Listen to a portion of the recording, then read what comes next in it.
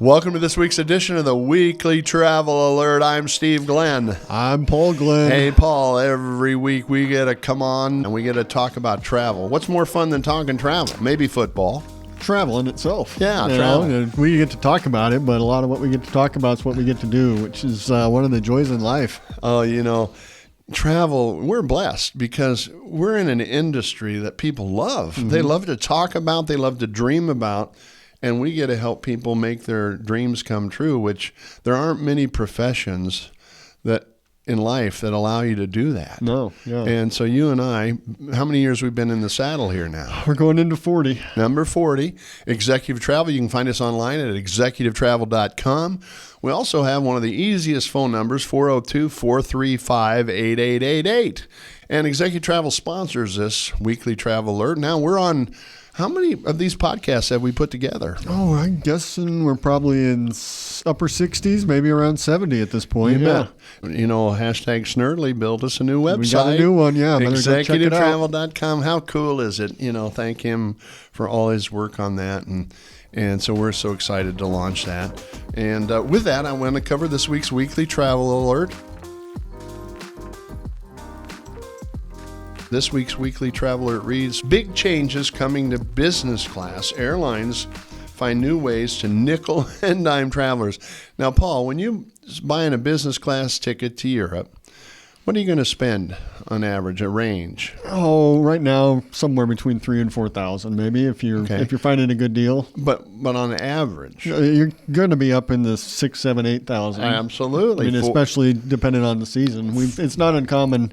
I think last week I saw somebody at $20,000 for a business class trip going over to the Middle East. Oh my gosh! Yeah, $20,000. $20,000. Yeah, I can almost go first class for that. But anyway, so we had an airline called Etihad, which is a Middle East airline, announce something, and most of our listeners probably say, who cares about Etihad? But what we're trying to show is what's going to come down the pike. Trickle down. This is the first domino to fall. And basically what they did is say, we're going to change and offer two levels of business class. We're going to start out, we're going to strip away all the perks of business class and have a scaled down version and an upscale version. So what we're planning to see is these American airlines, carriers, like American Airlines, Delta, and United, are obviously going to look at this and say, me too.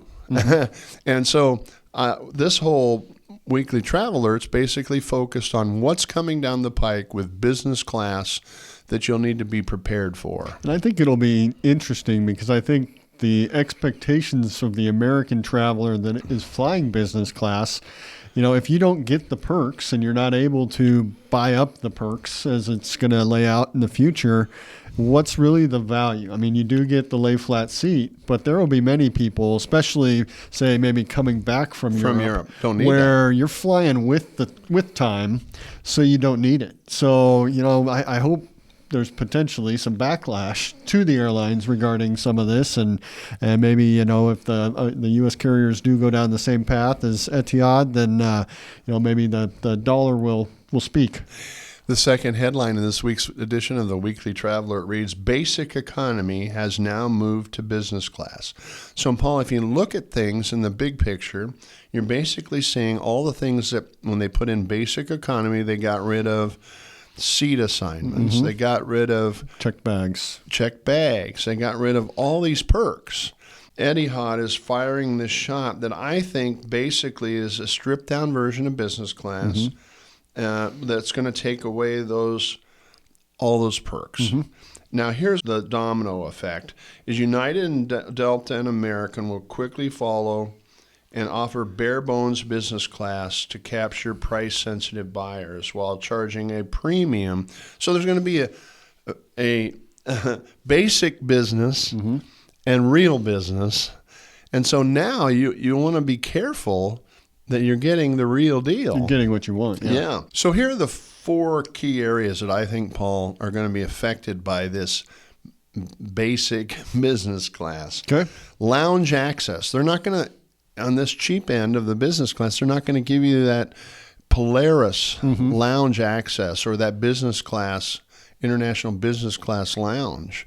And that's a big part of why people. It's a huge part. A lot of times, I'll take an earlier flight to We'll sit go in the and- Polaris Lounge in or Chicago, have a lunch. My daughter, we count on that hamburger as being the last real meal that she's going to eat for however long we're going to be overseas. So you take that away. I mean, granted, I think it'll be interesting there because the airlines have invested so much into that product that it really would take away from what that experience entails. So what would you, if you could save $500, would you still want to do the?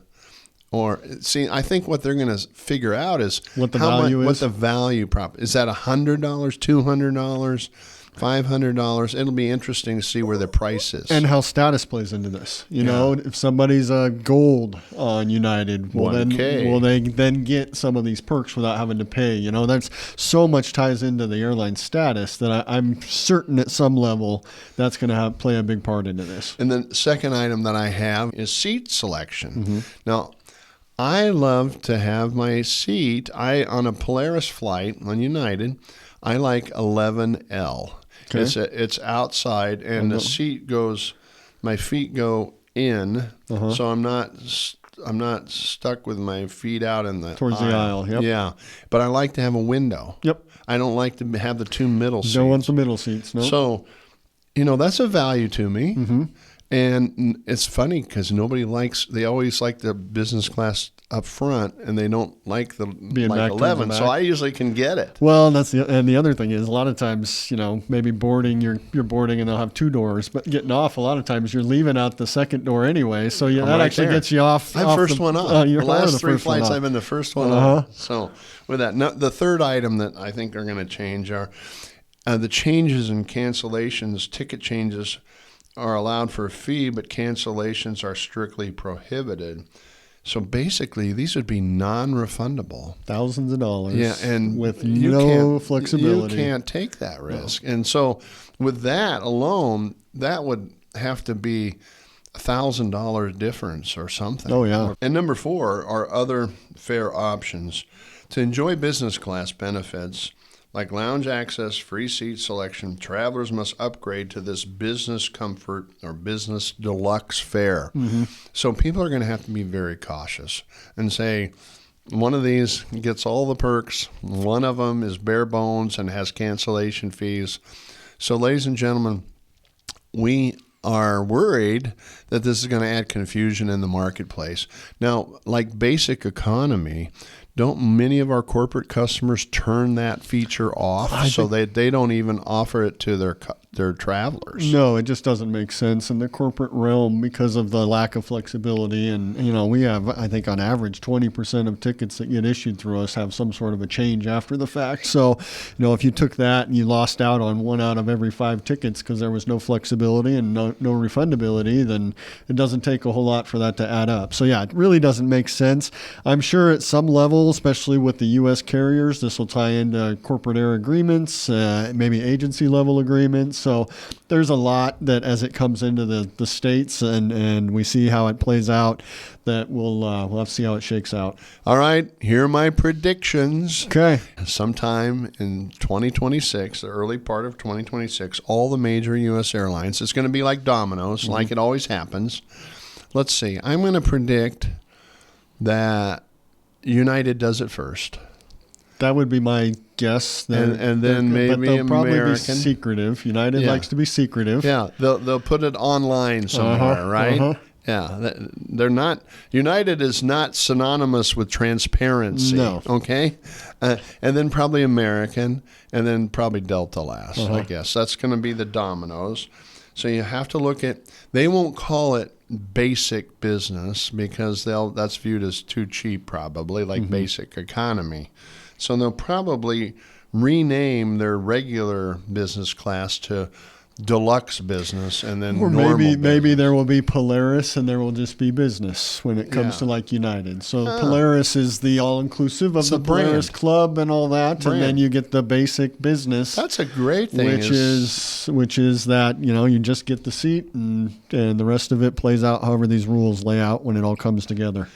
Here's the bottom line, ladies and gentlemen. The era of all-inclusive business class is coming to an end. I mean, we're basically seeing what happened in coach, the differentiation of basic economy, and then economy plus, right, is going to happen at the front of the plane. So you're going to have basic business and super business. And that differentiation is how airlines make a whole lot more money, billions and billions of dollars. It's interesting to note, Paul, that more and more people, once they sample business class, they never go back. It's like taking that first cruise where you get the balcony. Once you do the balcony once on a cruise, you're never going to do a cruise without a balcony. It's the same with business class, especially when you're flying over the water. Ladies and gentlemen, thank you for joining us on this week's edition of the Weekly Travel Alert. I'm Steve Glenn. I'm Paul Glenn. Please like, subscribe, share, and add any comments or feedback on topics that would be of interest for future episodes. Thank you for joining us. We'll see you next week.